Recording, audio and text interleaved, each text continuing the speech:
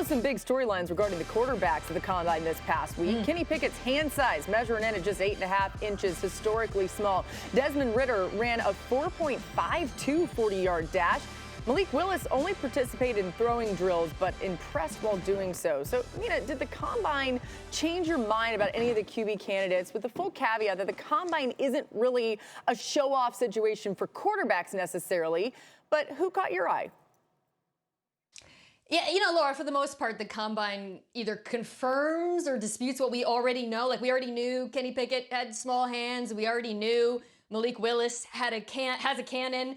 But I think Desmond Ridder caught some people's eyes with that 40 time. And he's kind of floated under the radar despite leading Cincinnati on that, incredible playoff run. There's a lot to like on his tape. He's a super sound processor. He gets the ball out real quick, and he can move. But what he showed with this time is that his athleticism is not just a feature of his game, but could potentially be a plus. And I think when you're looking late in the first round at teams like New Orleans, perhaps, who could be looking for a more pro-ready prospect, Ridder might have caught their eye. Yeah, so I've called probably a handful to half dozen games for Desmond Ridder over the course of his career at Cincinnati. I will tell you this, teams are going to fall absolutely in love when they sit down and talk with him.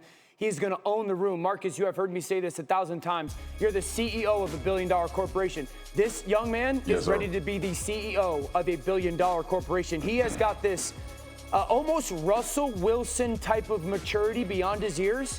When you hear him speak, he's comfortable in his own skin. He's going to be incredibly confident in his work and his preparation.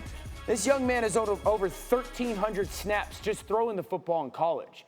I mean, you're talking about a very talented, I want to reiterate that to Mina's point, very talented physical athlete who's incredibly smart, that is ready to walk into a locker room and be like, I got it. Yeah, I am ready for this situation. I agree with Mina. Yeah. The game means a lot to him, too, with everything he's been through. Of course, we will talk about his story in our lead up to the draft. But, Marcus, should any team in the top 10 take a chance on these quarterbacks? So much of the conversation is that they won't go in the top 10. But with quarterbacks, they always sneak up in there, even if we thought they wouldn't.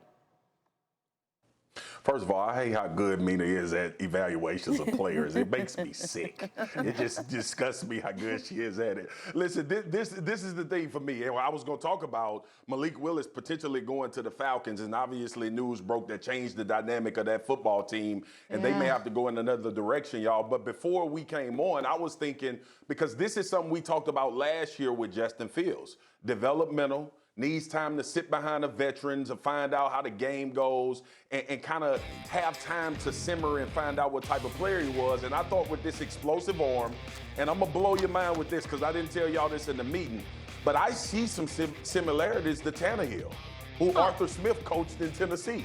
I see a few of those similarities when you talk about the athleticism, the ability to push the ball downfield, and that type of offense that you want to build. I could see Malik Willis functioning in Tennessee like Tannehill has in certain ways. So that was my thought before the Calvin Ridley news. Now they need a damn wide receiver. Yeah, again, the news that Calvin Ridley has bet on games suspended at least the entire 2022 season for that. And as we thought, we're kind of thinking, well, maybe the Falcons are still contenders. Who knows if they would end up getting rid of Matt Ryan, moving on from him and going full rebuild.